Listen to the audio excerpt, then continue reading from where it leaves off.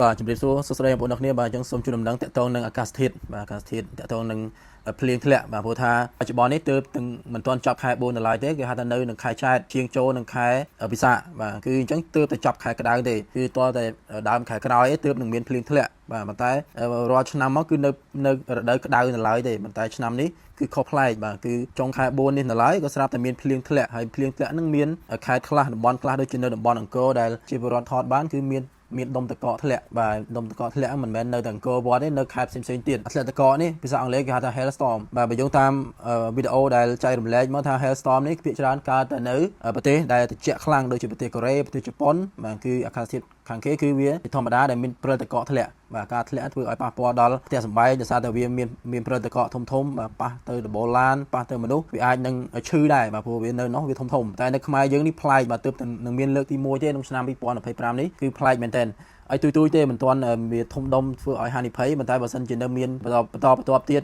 មានធំជាងនឹងយើងចូលរួមប្រុងប្រយ័ត្នទី1យើងមានអាវភ្លៀងដើម្បីការពារមានឆាតការពាររកកន្លែងជ្រកកន្លែងណាដែលសមរម្យបើជៀសវាងក្នុងការធ្លាក់មកធំវាអាចនឹងប៉ះពីមុខមាត់ភ្នែកឲ្យយើងធ្វើឲ្យវាមានគ្រោះថ្នាក់តាមជាក់ស្ដែងហ្នឹងបាទអញ្ចឹងយើងបើយើងនិយាយជាក់ស្ដែងវិញគឺឃើញថាភ្លៀងពីម្សិលមិញនៅភ្នំពេញនេះគឺភ្លៀងមួយមេធំមែនតើបាទស្ទើរតែមួយថ្ងៃពេញហើយបាទចំណែកបន្ទាប់ពីភ្លៀងក៏ដូចជាកំពង់ភ្លៀងនេះគឺមានការលិចខ្លាំងមែនតើបាទនៅតាមផ្លូវមួយចំនួនជាក់ស្ដែងដូចជាផ្លូវ2004គឺលិចឡានកង់ឡានបាត់ហើយបាទអញ្ចឹងគឺសូមបងប្អូនទាំងអស់គ្នាដែលធ្វើដំណើរតាមដងផ្លូវនៅរដូវនេះគឺអាកាសធាតុប្រែប្រួលបាទសូមប្រុងប្រយ័ត្នក៏ដូចជាត្រៀមអាវភ្លៀងត្រៀមឆ័ត្របាទជាប់នឹងខ្លួនបាទព្រោះថារដូវភ្លៀងបានឈានចូលមកដល់ហើយស្ដែងបើយោងតាមក្រសួងធនធានទឹកនិងអូតូនិយមបាទនៅថ្ងៃទី27ដល់ថ្ងៃទី29ខែមេសាឆ្នាំ2025នេះបាទតំបន់ទាំង3ដូចជាតំបន់ខ្ពង់រាបតំបន់វាលទំនាបនិងតំបន់មាត់សមុទ្របាទនឹងមានគររន្ទះនិងខ្យល់កន្ត្រាក់ទៀតផងព្រោះតែឆ្នាំនេះជាឆ្នាំកាច2025នេះអញ្ចឹងសូមបងប្អូនប្រុងប្រយ័ត្នឲ្យមែនទែនក្នុងការធ្វើដំណើរតាមដងផ្លូវក្រោមដំណក់ទឹកភ្លៀងបាទទី1គឺយើងត្រូវមាន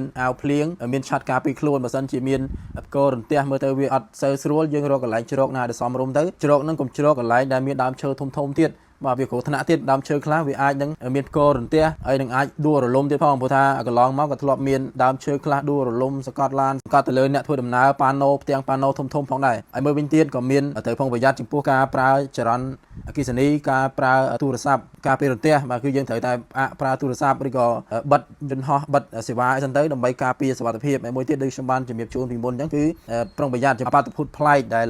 មានដុំតកកទូចធ្លាក់មកលើប្រទេសកម្ពុជាយើងដែលហៅថា hailstorm ហ្នឹងអញ្ចឹងសូមបងប្អូនប្រុងប្រយ័ត្នទាំងអស់គ្នាព្រោះថាវាអត់ដែលមានទេនៅក្នុងប្រទេសកម្ពុជាយើងបាទតាមបណ្ដាខេត្តមួយចំនួនដូចជានៅតំបន់អង្គរជាដើមហ្នឹងបាទអញ្ចឹងអរគុណបងប្អូនទាំងអស់គ្នាសូមមេត្តាប្រុងប្រយ័ត្នទាំងអស់គ្នា